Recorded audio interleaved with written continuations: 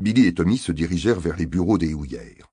Dans la première salle, ils trouvèrent Arthur Llewellyn, qu'on appelait Grêlé, un commis de bureau à peine plus âgé qu'eux. Sa chemise blanche était grise au col et aux poignets. Ils étaient attendus. Leur père avait tout organisé pour qu'ils commencent à travailler aujourd'hui. Grêlé nota leur nom dans un registre, puis les conduisit au bureau du directeur des houillères. « Le jeune Tommy Griffiths et le jeune Billy Williams, monsieur Morgan, » annonça-t-il. Maldwin Morgan était un homme de haute taille, vêtu d'un costume noir. Il n'y avait pas trace de poussière de charbon sur ses manchettes. Ses joues roses étaient parfaitement lisses, signe qu'il se rasait tous les jours. Son diplôme d'ingénieur encadré était accroché au mur, et son chapeau melon, autre un signe de son rang, occupait un porte-manteau à côté de la porte. Billy constata avec étonnement qu'il n'était pas seul. Un personnage encore plus important se tenait près de lui. Perceval Jones, président de Celtic Minerals, la compagnie qui possédait et exploitait la mine de charbon d'Aberrowen et plusieurs autres houillères. Ce petit homme agressif, que les mineurs surnommaient Napoléon, était en tenue de ville, jaquette noire et pantalon gris rayé, et n'avait pas retiré son haut de forme noire. Jones posa un regard hautain sur les deux garçons. « Griffiths, ton père est un socialiste révolutionnaire. »« Oui, monsieur. »« Et un athée. »« Oui, monsieur. » Il se tourna vers Billy. « Et le tien est un permanent de la Fédération des mineurs de Galles du Sud. »« Oui, monsieur. »« Je n'aime pas les socialistes. Les athées sont voués à la damnation éternelle. Quant aux syndicalistes, ce sont les pires de tous. » Il les dévisagea d'un air furieux. Mais comme il ne leur avait rien demandé, Billy resta silencieux. « Je ne veux pas d'agitateurs, » poursuivit Jones. « Dans la vallée du Rhondda, ils ont fait grève pendant 43 semaines parce que des types comme vos pères leur ont monté la tête. » Billy savait que la grève du Rhondda n'avait pas été provoquée par des agitateurs, mais par les propriétaires de la mine d'Ely à Pennygreg qui avaient lockouté leurs mineurs. Néanmoins, il n'ouvrit pas la bouche. « Êtes-vous des agitateurs ?» Jones pointa vers Billy un index osseux qui fit frémir le garçon. « Ton père, t'a-t-il dit qu'il fallait que tu défendes tes droits quand tu travaillerais pour moi ?» Désarçonné par la mine menaçante de Jones, Billy essaya de réfléchir. Dan n'avait pas été très loquace ce matin. La veille au soir, toutefois, il lui avait effectivement donné un conseil. « En fait, monsieur, voilà ce qu'il m'a dit. Ne fais pas l'insolent avec les patrons. C'est mon boulot. » Derrière lui, Grêlé Llewellyn rit sous cape. Perceval Jones ne trouva pas cela drôle. « Tu n'es qu'un petit impertinent. Mais si je refuse de t'embaucher, toute la vallée se mettra en grève. » Billy n'y avait pas pensé. Était-il donc si important? Bien sûr que non. Mais les mineurs pourraient faire grève par principe, parce qu'ils ne voulaient pas que les enfants de leur permanent aient à pâtir du statut de leur père. Cela faisait moins de 5 minutes qu'il était au travail, et déjà, le syndicat le protégeait. « Faites-les sortir d'ici, » fit Jones. Morgan hocha la tête. « Llewellyn, emmenez-les, » ordonna-t-il à Grêlé. « Rice Price s'occupera d'eux. » Billy poussa un gémissement intérieur. Rice Price était un des sous-directeurs les plus impopulaires. Il avait fait du plat à Ethel un an plus tôt, et elle l'avait envoyé balader. La moitié des célibataires d'Aberrowen avaient subi le même sort, mais Price l'avait mal pris. Grêlé fit un signe de tête. « Sortez, dit-il, et il leur emboîta le pas. « Attendez Mr. Price dehors. » Billy et Tommy quittèrent le bâtiment et s'adossèrent au mur, près de la porte. « Ce Napoléon, je lui aurais bien balancé un coup de poing dans le bidon, » maugréa Tommy. « Tu parles d'un salaud de capitaliste. »« Tu l'as dit, » répondit Billy, qui n'en pensait pas un mot. Rice Price arriva quelques instants plus tard. Comme tous les sous-directeurs, il était coiffé d'un chapeau à calotte basse et ronde qu'on appelait un billycock, plus onéreux qu'une barrette de mineur, mais meilleur marché qu'un chapeau melon. Les poches de son gilet contenaient un carnet et un crayon, et il tenait un maître à la main.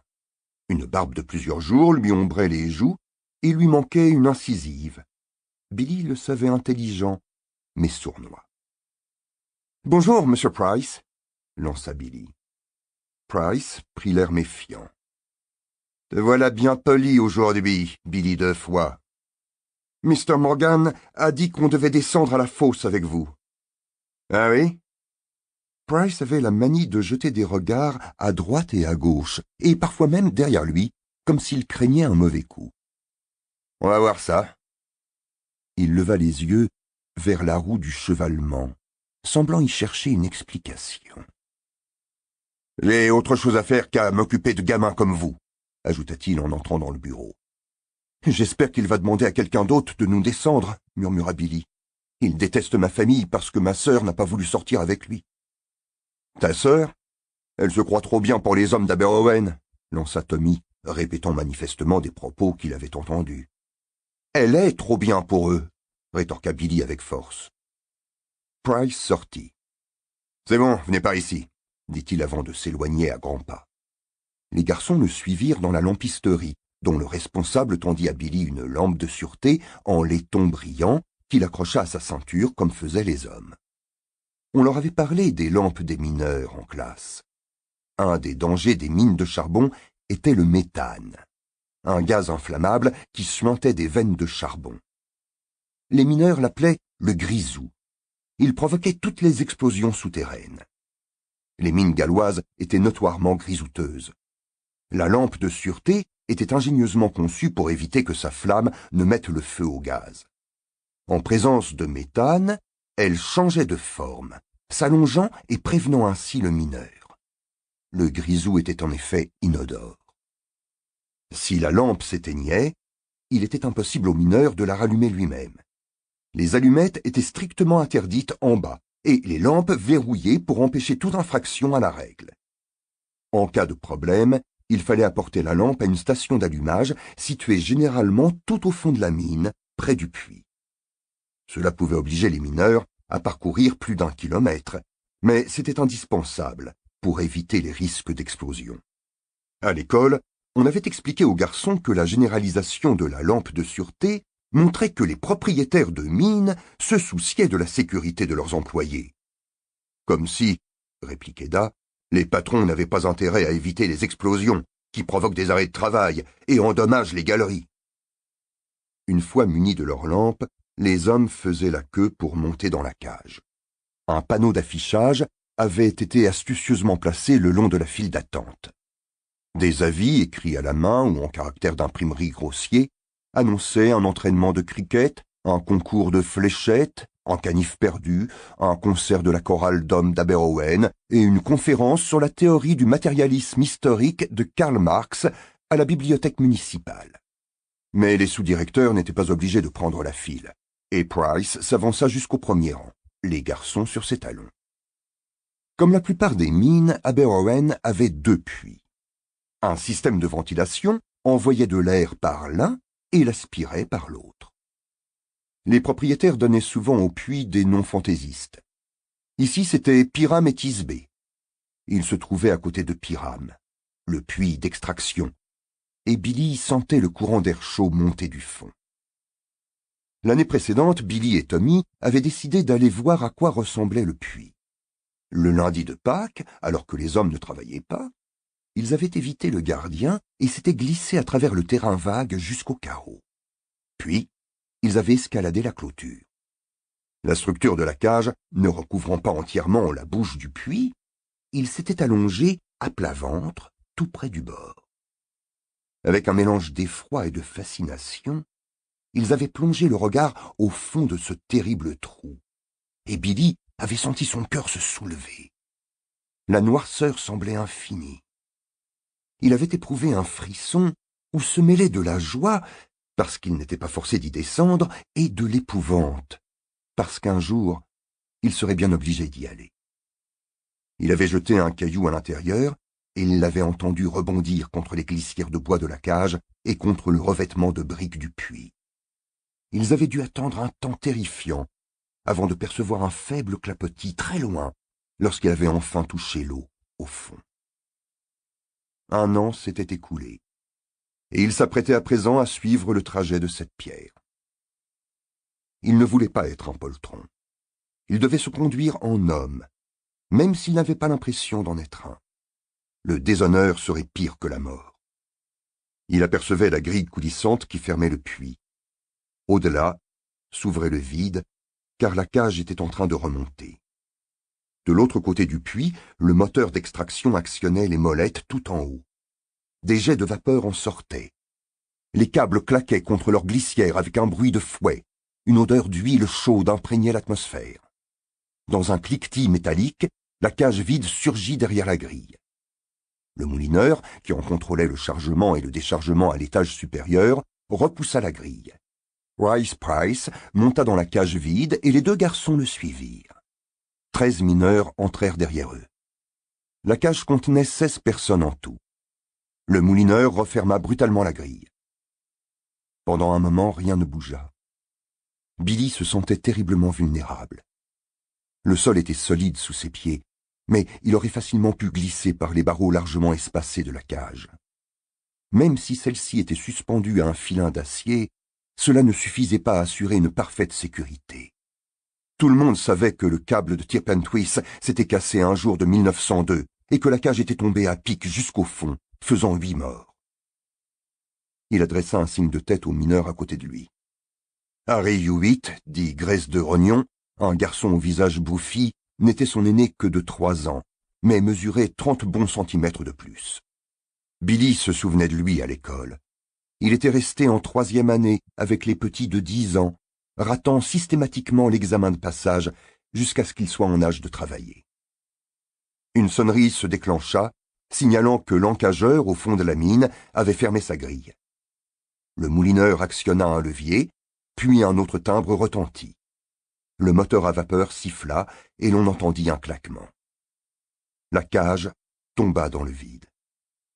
Billy savait qu'elle descendait en chute libre un moment avant de freiner pour se poser en douceur.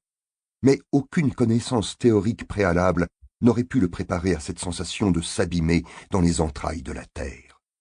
Ses pieds quittèrent le sol. Il ne put s'empêcher de hurler de terreur. Tous les hommes s'esclaffèrent. C'était son premier jour et ils attendaient sa réaction. Billy s'en rendit compte. Il remarqua aussi, mais trop tard, qu'ils se cramponnaient tous aux barreaux de la cage pour éviter de décoller. Comprendre ce qui se passait ne suffit pas à apaiser sa peur. Il finit par serrer les dents de toutes ses forces pour retenir ses cris. Enfin, les freins se mirent en prise, ralentissant la chute. Les pieds de Billy se reposèrent sur le plancher de la cage. Il attrapa un barreau en s'efforçant de maîtriser ses tremblements. Au bout d'une minute, la terreur s'atténua. Il était si mortifié que les larmes lui montèrent aux yeux. Devant le visage hilar de Graisse de Rognon, il hurla pour couvrir le vacarme. « Ferme ta grande gueule, Hewitt, espèce de fichu crétin !» Graisse de Rognon se renfrogna immédiatement, furieux, tandis que les autres riaient de plus belle. Billy devrait demander pardon à Jésus pour son juron, mais il se sentait un peu moins bête. Il se tourna vers Tommy, qui était blême. Avait-il crié, lui aussi? Craignant une réponse négative, Billy s'abstint de lui poser la question. La cage s'arrêta. L'encageur repoussa la grille, et Billy et Tommy se retrouvèrent dans la mine, les jambes en coton. Tout était sombre. Les lampes des mineurs éclairaient encore moins que les lampes à pétrole accrochées au mur, à la maison. Il faisait aussi noir au fond de la mine que par une nuit sans lune. Peut-être n'était-il pas indispensable d'y voir clair pour abattre le charbon, songea Billy. Il posa le pied dans une flaque et, baissant les yeux, vit qu'il y avait partout de la boue et de l'eau, dans laquelle miroitait le faible reflet des flammes. Il avait un goût étrange dans la bouche. L'air était imprégné de poussière de charbon. Les hommes respiraient-ils vraiment cela toute la journée? C'était sûrement pour cette raison que les mineurs n'arrêtaient pas de tousser et de cracher. En bas, 4 hommes attendaient la cage pour remonter à la surface. Ils portaient tous un coffret de cuir, et Billy reconnut les pompiers. Tous les matins, ils vérifiaient la teneur en gaz avant que les mineurs ne commencent le travail. Si la concentration de méthane atteignait un niveau dangereux, il donnait consigne aux hommes d'attendre pour descendre que les ventilateurs aient purifié l'atmosphère. Tout près de lui, Billy aperçut une rangée de stalles destinées aux chevaux et une porte ouverte qui donnait sur une pièce bien éclairée avec une table de travail, sans doute le bureau des sous-directeurs. Les hommes se dispersèrent, s'engageant dans 4 galeries qui rayonnaient à partir de la recette du fond. Les galeries, appelées couloirs, conduisaient au secteur d'abattage du charbon. Price les dirigea vers une remise d'outils et défit le cadenas. Il choisit 2 pelles, les tendit au garçon et referma. Ils se rendirent ensuite aux écuries.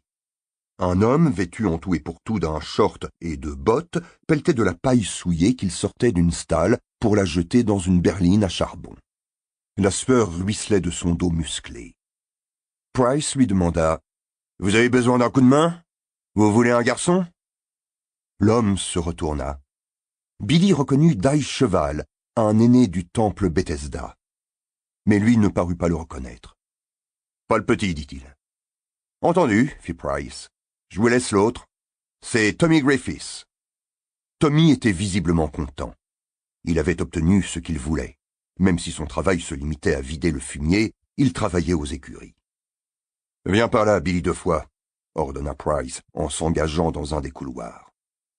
La pelle sur son épaule, Billy le suivit, encore plus inquiet sans Tommy. Il aurait préféré être affecté au nettoyage des stalles avec son ami.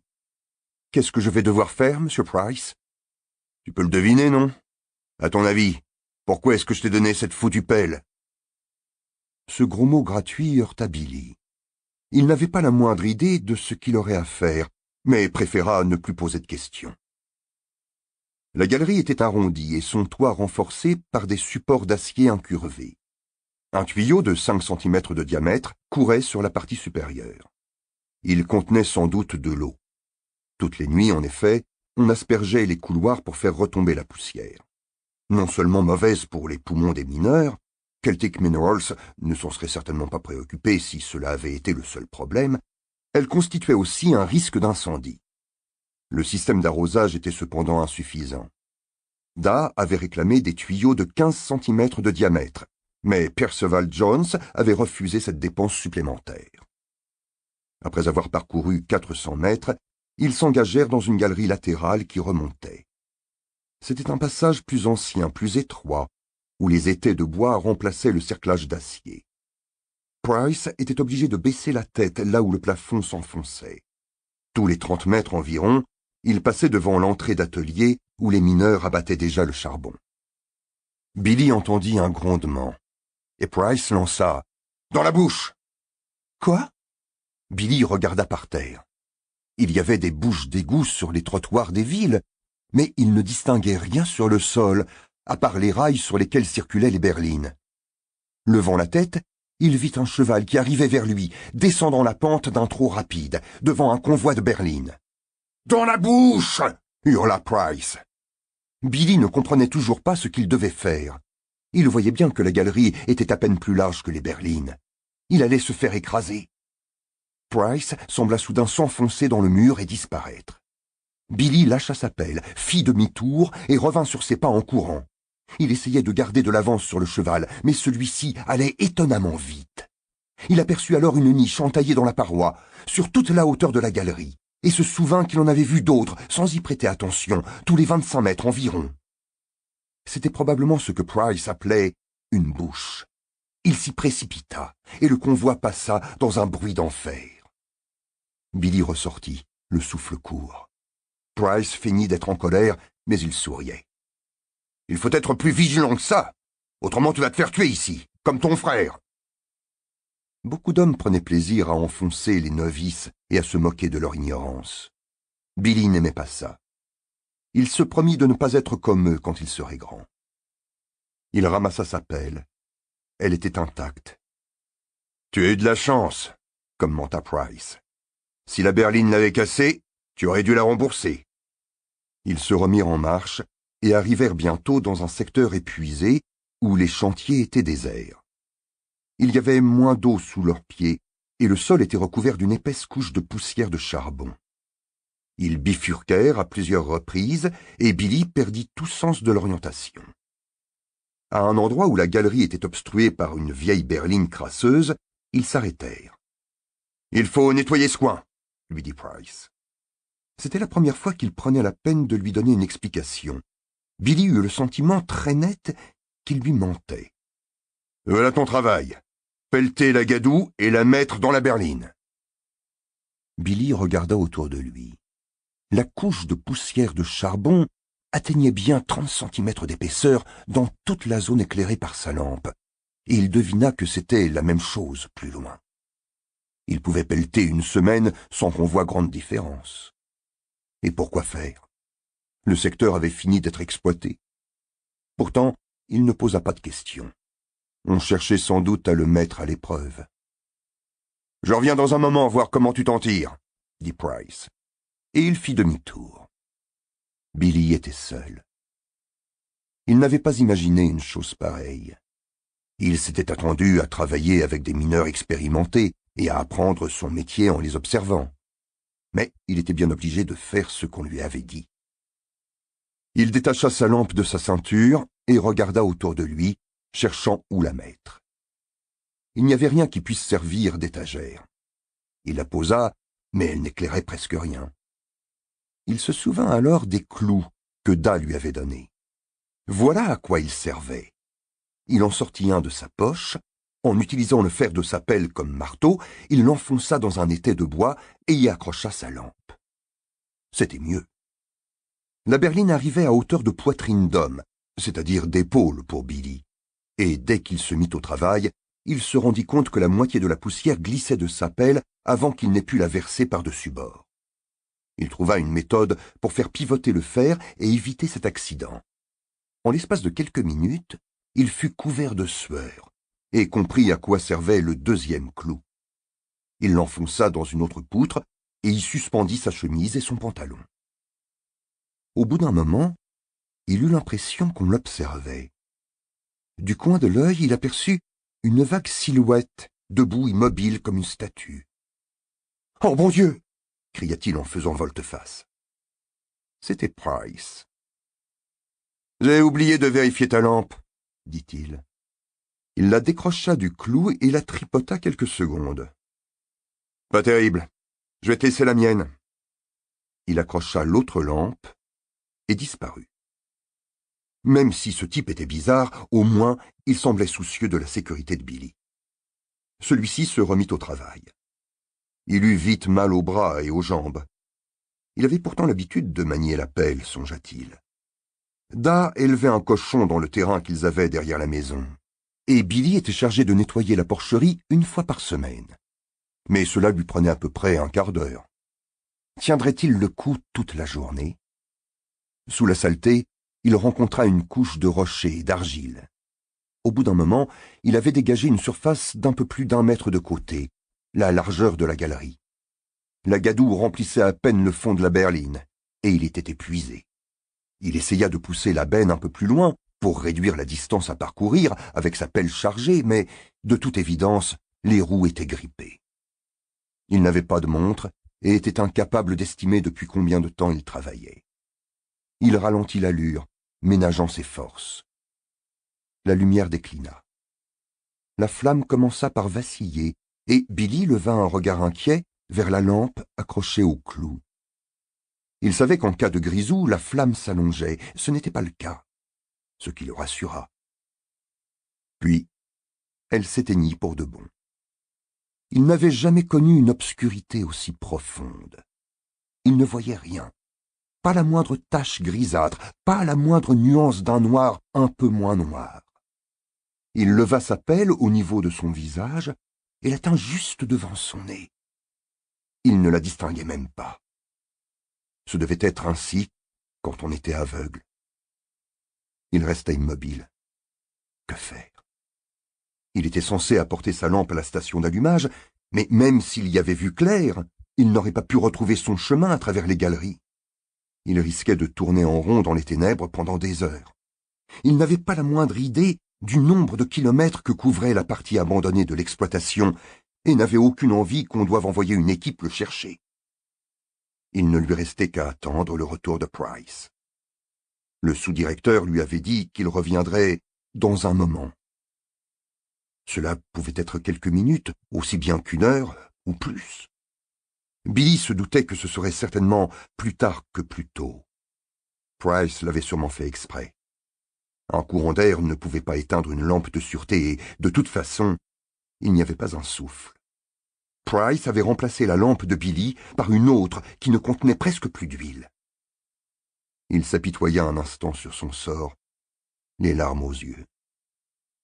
Qu'avait-il fait pour mériter cela? Puis, il se ressaisit.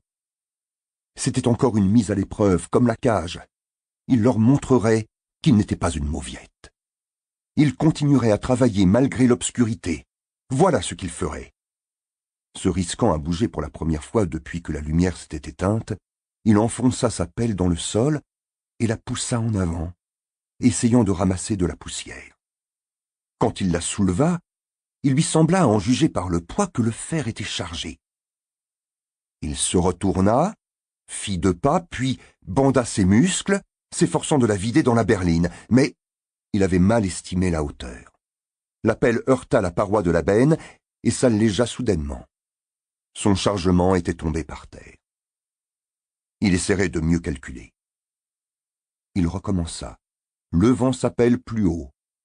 Quand il eut renversé le fer, il l'abaissa et sentit le manche de bois heurter le bord de la berline. C'était mieux. Comme il devait s'éloigner de plus en plus du wagonnet, il continua à manquer sa cible de temps en temps, jusqu'à ce qu'il se mette à compter les pas tout haut. Il prit la cadence et, malgré ses muscles endoloris, poursuivit son travail. Ses gestes devenant automatiques, son esprit était libre de vagabonder, ce qui n'était pas une très bonne chose. Il se demanda jusqu'où la galerie s'étendait et depuis combien de temps elle n'était plus exploitée. Il pensa à la couche de terre accumulée au-dessus de lui, plus de 500 mètres d'épaisseur, et à la charge que retenaient ces vieux étais de bois. Il se rappela son frère, Wesley, et les autres hommes qui avaient péri dans cette mine. Leurs esprits n'étaient pas là, évidemment. Wesley était avec Jésus? Les autres aussi, peut-être. Il se mit à frissonner et décida de ne pas penser aux esprits. D'ailleurs, il avait faim. Était-ce l'heure de la gamelle? Il n'en savait rien. Mais après tout, autant manger. Il retrouva l'endroit où il avait accroché ses vêtements, tâtonna par terre, au-dessous, et attrapa sa bouteille et son casse-croûte. Il s'assit dos au mur, but une longue gorgée de thé froid et sucré.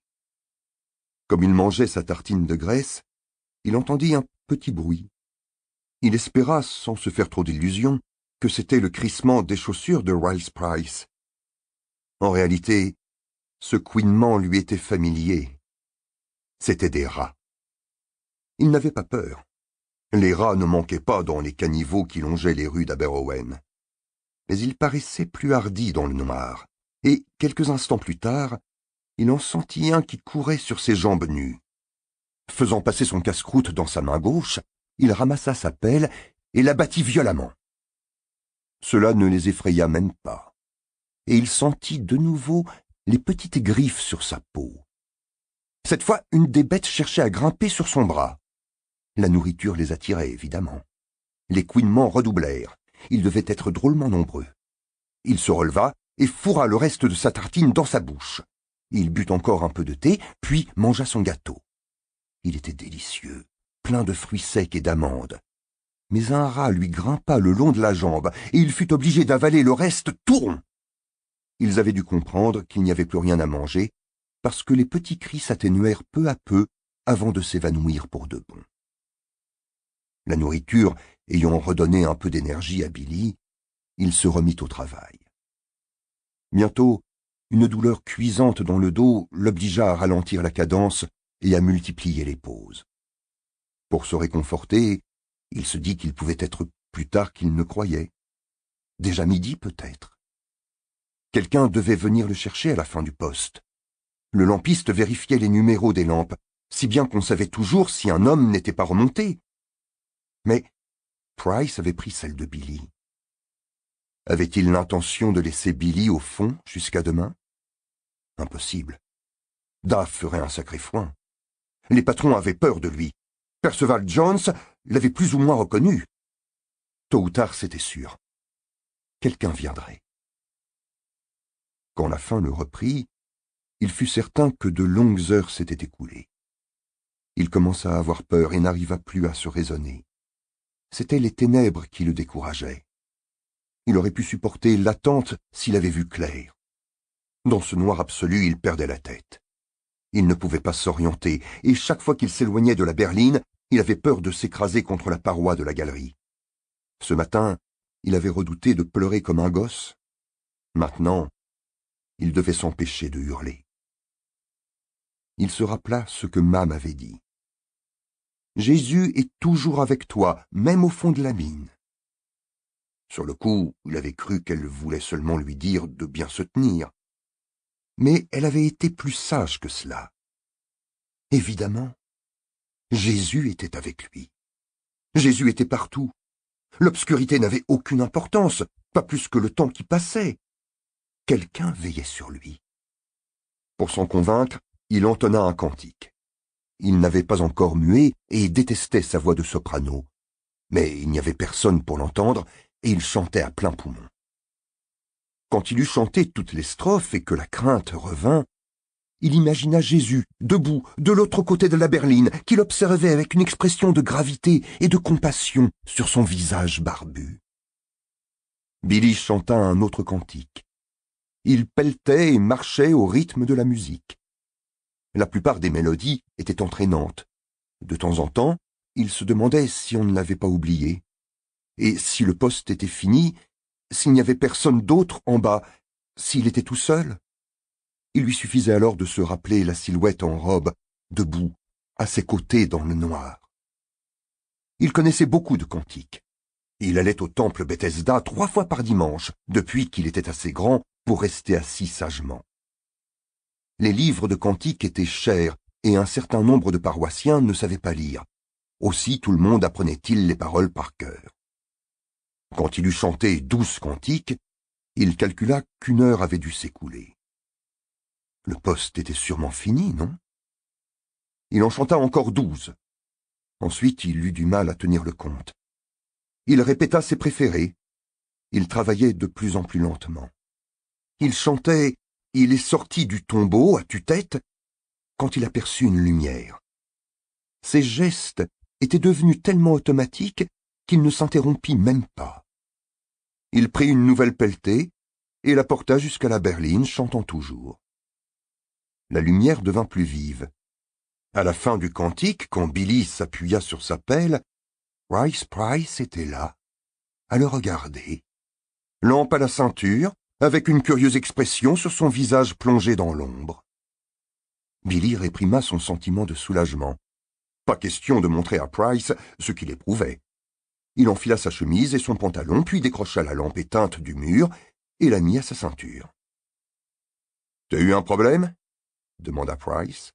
« Vous le savez très bien, » dit Billy d'une voix qui lui parut curieusement adulte. Price pivota sur ses talons et s'engagea dans la galerie. Billy hésita.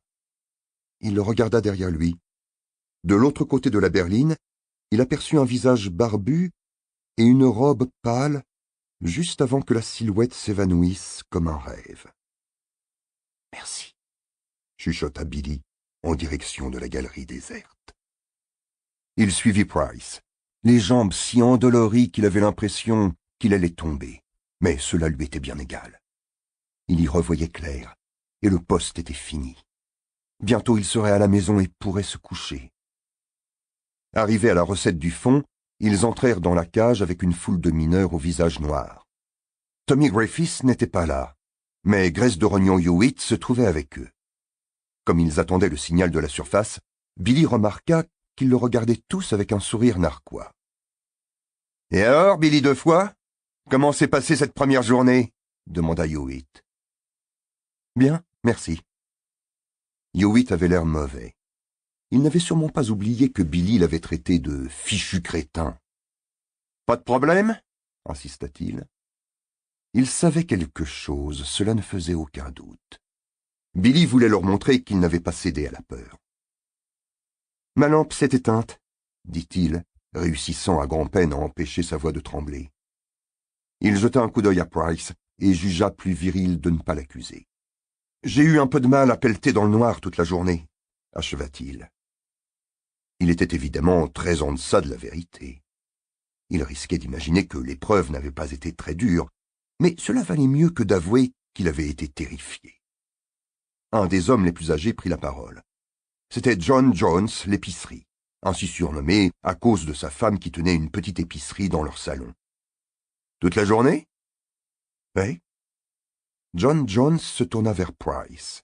« Espèce de salaud! On avait dit 1 heure !» C'était bien ce que Billy pensait. Ils étaient tous de mèche. Ils jouaient sûrement le même tour à tous les nouveaux. Mais Price avait poussé le bouchon un peu loin. Grace de Rognon Hewitt ricanait. « Tu n'as pas eu peur, Billy Boy, comme ça, tout seul dans le noir, au fond ?» Il prit le temps de réfléchir. Ils le regardaient tous attendant sa réponse. Les sourires en coin avaient disparu. Il paraissait un peu honteux. Il décida de dire la vérité. « J'ai eu peur, si. Mais je n'étais pas seul. » Hewitt fut déconcerté. « Tu n'étais pas seul ?»« Non, bien sûr que non, » dit Billy. « Jésus y était aussi. » Hewitt s'esclaffa. Mais personne ne l'imita. Tout le monde se taisait. Son éclat de rire s'arrêta net.